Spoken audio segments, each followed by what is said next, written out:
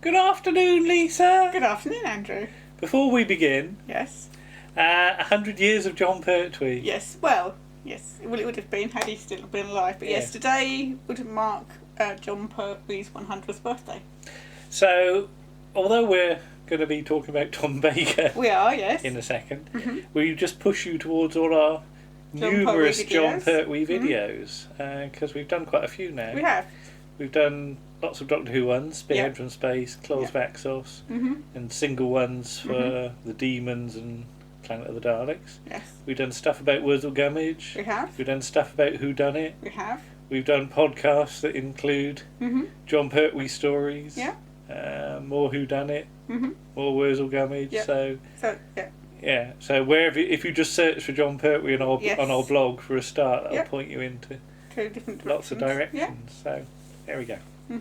Anyway, yes. The Horns of Nimmo, Part 3. And it is Nimmo. Yes. Because it's apparently it says Nimmo in the script at one point. Yes. I haven't read the script, no. but I like that. But, do you know what I first put? 1980! Flash. 1980! Like the UFO title sequence. Because this is the first episode of 1980. And first episode, indeed, of the 80s. Of the 80s. 5th of January 1980. Yeah. So I'm trying to work out, would I have gone back to school in, the week before? It depends how the Christmas holiday fell that year, I'm not sure, because if Saturday's the 5th, I wouldn't have gone back on the 1st. No. So you might have gone back on the 2nd. I might have had a long Christmas holiday. I don't know. We didn't check. I don't know. So I just put back to school. But when people say 1980 and Doctor Who, they automatically think of John Nathan Turner. They do. And yes, I remember being there when the Leisure Hive started and being surprised. But it's interesting that on the DVD you've got the two Peter Howell sort of music cue demos. Yeah. Because if this story had, taken place later in the year, it would have had a whole different soundtrack. It would, yeah. And how do you think it works? I think it works all right. Yeah.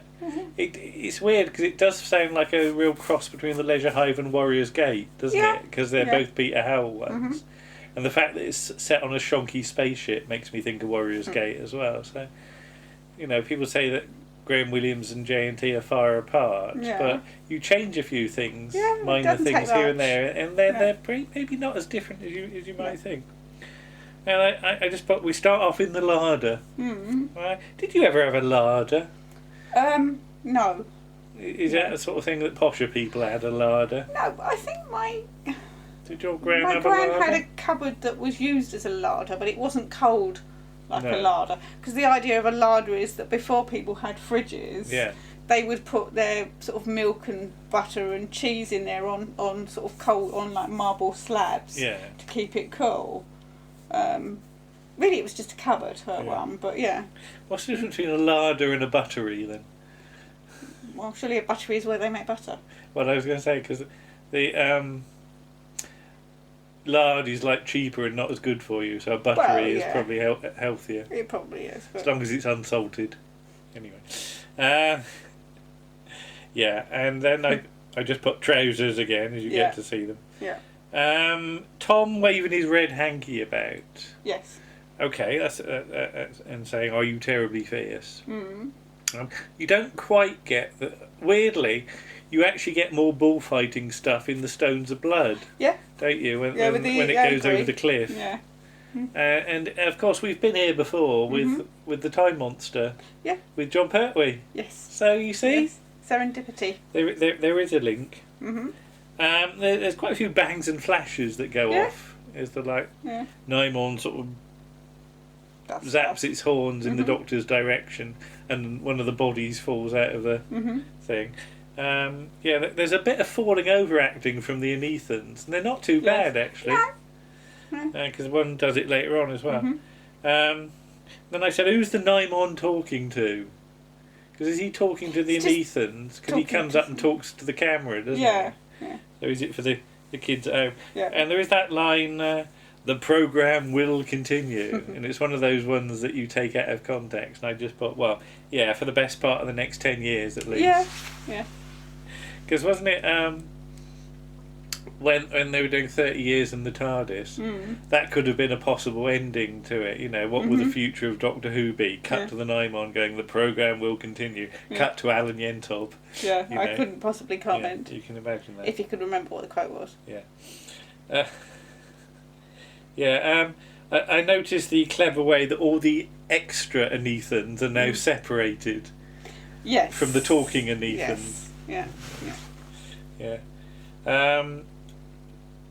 And Soldeed's line, you can never tell with these mysterious contraptions, which implies he's had lots of mysterious contraptions over the years. Door. Or he's just being confused generally by sort of unfamiliar mechanical equipment. I can imagine like the mouse mill from Bagpuss confusing him, you know, because it runs off of a chocolate biscuit, you know. So maybe he's seen...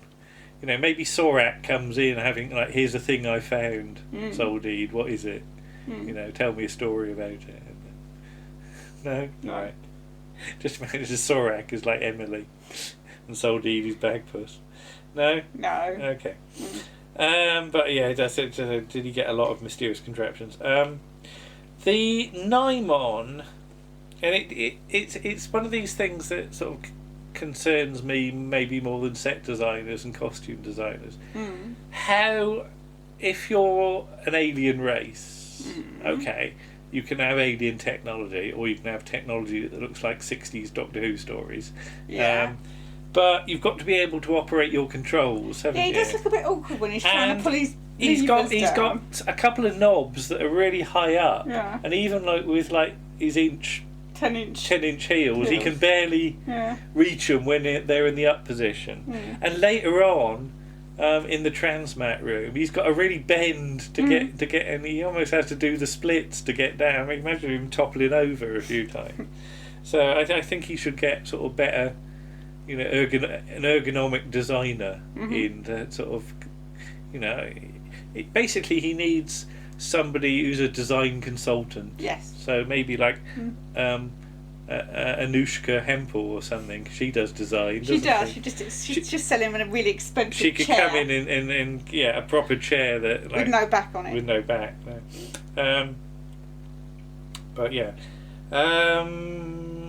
that thing that they're putting the crystals in, and obviously it's obvious how it works. It just rotates, and somebody's hand comes up and takes it out. Well, it's not even the hand, because you don't see the back of it, do you? It's just somebody standing one side takes. It's like basically it's like a conveyor belt on I just put Generation Game. Yeah. So I can imagine like somebody for a laugh.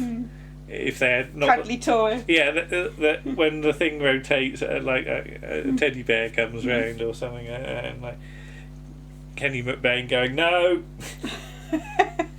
But then with the Generation Game, you sometimes see the people behind it, don't you? Yeah, because they lean in too far, and sometimes you hear a crash and you're like, oh, things I wonder fall what off. that was. Yeah. Something's just broken. But I like the fact that although they haven't got all the crystals, that's enough. It's enough, and that's really sensible on the part of the Nimon, because they've worked out how many crystals they need. And I like for the last set, they've left a bit of wiggle room, because it would be really embarrassing if they got all that way, and then the Nimon tripped arse over tip and broke one, and they'd have to. You know, you need to get another tribute. You need another tribute. How many do you need? One! Just one! One big one. One big one, yeah. But that is actually sensible. People sort of might regard it as a plot, it works anyway. But no, that's how you'd plan something like that. You wouldn't you give yourself a little bit extra. You just wouldn't have to go back for one. So yeah, sensible. I said, mind you, the Nimon must have a big electricity bill, because he's got an awful lot of like bits of set that light up. Yeah. There's things with about 20 lights in them that all go off at once, and they keep flashing. I think this is one of the last uses of the K9 whistle. Yeah. Because I'm not sure it's used much in season 18. Well, he's not in it much in season 18, at all. is he? So, and I always wondered, how does it work? Because I think it has to be you blow into it, and then that blowing generates an electronic signal. I don't think it's the fact that it's ultrasonic.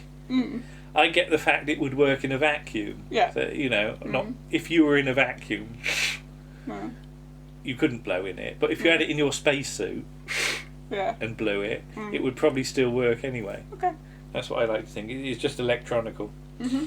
K9, of course, manages to open the TARDIS doors and close them again. And close them, but you never see the shot of him coming out of the TARDIS because he used to get stuck in the ledge, stuck in didn't the door, he? Yeah. Because wasn't that one of the things about giving him tank tracks so that he could actually come out of the TARDIS? Yeah, that didn't work either. Not that that really worked. But I just put shut that door. Yeah. So how did he shut the door? Generation game again. Yeah. Because of course it's Larry at this point. It is Larry at this point. Yes. Yeah. And there's an awful lot of effects in this sequence. It's like various people shoot at K9 and so people think that there were more electronic effects in season 18, but even in this one scene there's about 4 different sorts. The whole black hole thing is a gateway to hyperspace. Hyperspace is one of those things that they talk about a lot in Doctor Who, but are always a bit vague about it, even in Stones of Blood. And as a kid I never quite understood what it was, and even now I'm not entirely sure that they know. No. But I think there's an explanation of hyperspace in the Tomorrow People, which still isn't much help. Sammy Wimmel. Yeah. Have the generals been down the pub? Yeah, they're a bit more excited. They're more sort of, yay, we'll cheer at anything. And that one with the tash. He's doing good work. He's really good, and he wants to go and have a kiss of off of Soldeed's hand as well, doesn't he? Yeah. At least all the generals don't slobber over it, because it'd be that very unhygienic. But they all go off looking very pleased with themselves. They do. So. I haven't done anything. So I reckon they're straight down the pub again, don't you? Imagine all the generals around a big table. Imagine you've booked a table at the Scone On sort of pub. Yeah. And all the generals come in and they're all rowdy. Oh no, not the generals again. And I imagine they get a bit fighty towards the end. Yes. You looking at me. Yes. No. Sort of. But I bet they'd be really rubbish. Yes. They'd run a mile if you waded in. Yeah. I can imagine you telling the generals off. Laying down the law. Just sit down, have your drinks, and leave. Yeah. Yeah. All right. Sorek's not as stupid as he's portrayed. No, he's not. He's better than actually. He's better thinking things through than Soldeed. What's in it for him? And I think this was always a concern of Douglas Adams, that what do people actually want in a situation? Because it used to be the thing about, because he moaned about the Master making plots easy, that he's just evil and he wants to take over the universe. But what does he want to do with it? And it used to be the sort of gag that, I can understand you wanting to take over Canada because it's quite nice. But if you took over the universe, what would you do with it? You'd just shout it. Yeah, exactly. Yeah. He is simple in his desires. Yeah, I think you're being a bit dim there, Soldeed. Yeah, here's where you've got the low dials. Is to do? Yeah, he's doing a bit of fiddling, isn't he? And I just put bend your knees. And is the Nimon deaf though? Yeah, they're talking quite loudly, aren't they? As the Doctor and Romana are whispering really loudly. Yeah, it's that sort of stage whisper that's not actually really whispering, is it? And again, I don't know whether anybody's thought it through, but when the complex sort of lights up, you get this overlay of this red light. Yeah, where does the red light come from? And I said, where does the red light come from? Because it makes the sky's lighting up. The horns are yellow, but you've got this light that's lighting up the room and the sky and everything. And the outside bit. Yeah. So it's never quite clear where it comes from, unless it's meant to be an energy field or something like that that's surrounding the complex. But because it's a red light, because you're back to the bull again, and Romana's costume and Doctor Who's hanky. Yeah. And I just put, it's a heg. It's a heg. As the silver heg appears. And it's quite a nice effect. Yeah. It's almost sort of oscilloscopy as it appears. And how many Nimon have you seen in this episode? 3! 3! You have seen 3 Nimon. Yeah. Just when you thought there was only one. Yes. They get some extras in. Yeah, who have all got slightly different modulations in their voices. So we're back to the Silurians again. Even though it's the same person doing the voices, though, isn't it? It's Clifford Norgate. Yeah. Yeah.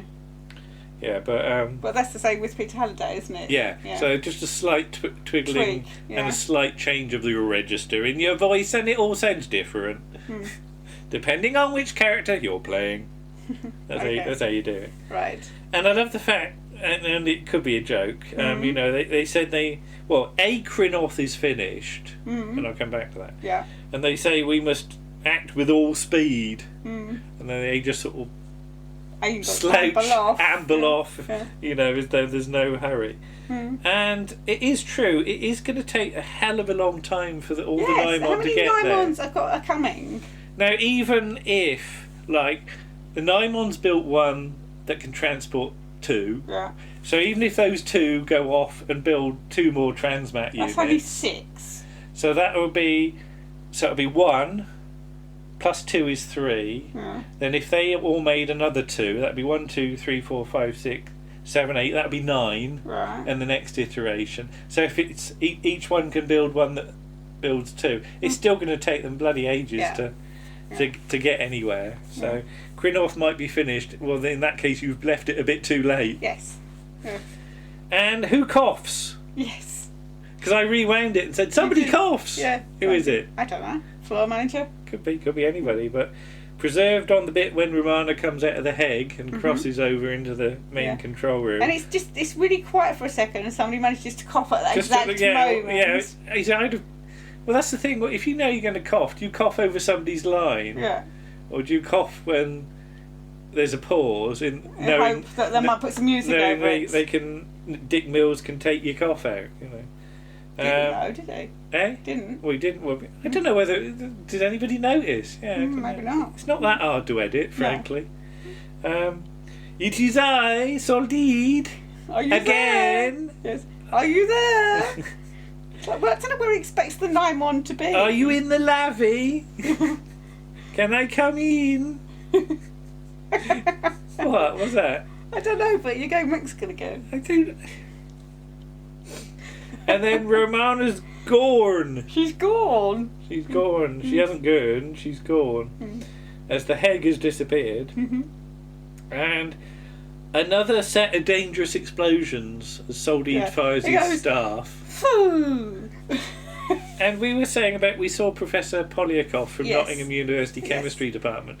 Sir Martin Polyakov, as he is now. Well, he is now, but at the time he well, that's what he is now. Yeah, but when he did this, he was the prof. Yeah, but he's still the prof. Yeah. He's just Sir Martin. But he did some explosions that went off and nearly caught light to his curly hair, didn't he? Yes, and he set the fire alarm. And he set the fire alarms off, and I could just imagine in like Tom's hair being caught fire by some of this. Oh God, yeah.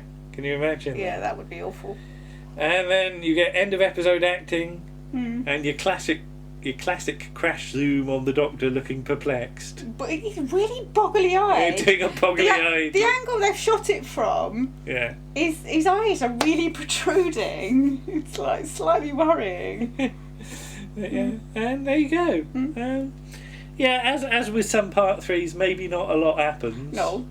But I think the revelation that there's more than one Nimon, it does at least, move the plot forward a bit. Does, yeah. So, again, maybe it is the treading water episode. Yes. But it's all right. Yeah. It, much like the Nimon, it sort of ambled along, but was all right. Yeah, I think really. And shall we announce our Graham Crowden special? We should. It's not special, is it? Yes. In the week, we will hopefully be doing our accompanying piece to this story, featuring the major guest star, which is obviously Graham Crowden. Yes. And we're going to do Raffles. Home Affairs. Okay. Because he does some good shouting. He does some good shouting acting. Yes. And Graham Crowden claims to be the master in it, doesn't he? Yeah. But we'll see when we get to that. Yes. Well, there you go. There's the Horns of Nimon. Anything else we want to plug? I think we're all up to date, aren't we? I think, just have a look on our YouTube. But if you're watching this on Sunday night, Talking Pictures TV, 9 o'clock. Yeah, Rivals of Sherlock Holmes. The Horse of the Invisible. Yes, has to be seen to be believed. Well worth a watch. Yes. Bye-bye. Bye.